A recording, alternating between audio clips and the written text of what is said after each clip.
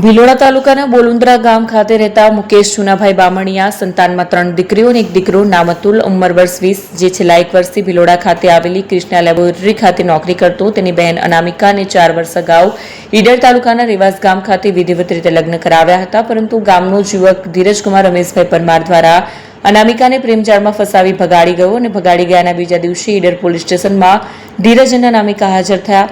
Police દ્વારા પરિવાર લોકોની જાણ કરતા પોલીસ સ્ટેશન ખાતે પહોંચી અનામિકાની 3 વર્ષ કિયા નામની દીકરી હોવાના કારણે બંને છૂટા પાડવામાં આવ્યા. મામલાના 15 દિવસ જેવું સમય વીત્યા દરમિયાન પ્રેમી ધીરજના મનમાં રહેલ થપકાને લઈને ગામમાં મોડી રાત્રિ સમયે છાસ લેવા બાઇક લઈને ગયેલા અતુલને એકલતાનો લાભ લઈને આરોપી ધીરજ, તેનો ભાઈ મેહુલ અને પિતા રમેશભાઈ દ્વારા રોડ પર ખેંચી પોતાના ઘરમાં લઈ જઈને આરોપી ધીરજ દ્વારા અતુલના શરીરના ભાગે ચપ્પુ વડે, છાતીના ભાગે અને ડાબા હાથે 3 વાર હુમલો કરીને ફરાર થયા હતા. અતુલ લોહી લુહાણ હાલતમાં આરોપીને ઘર પાસે રોડ ઉપર જઈને બેભાન થઈ ગયો હતો. સાથે લોકોને અને પરિવારના લોકોને જાણ થતા તાત્કાલિક સારવાર અર્થે ભિલોડા સિવિલ હોસ્પિટલ ખાતે લઈ ગયા હતા. ફરજ પરના ડોક્ટરે અતુલની સારવાર કરી વધુ સારવાર માટે હિંમતનગર સિવિલ ખાતે રિફર કરવામાં આવ્યું, જ્યાં સારવાર દરમિયાન અતુલનું મોત થયું હતું.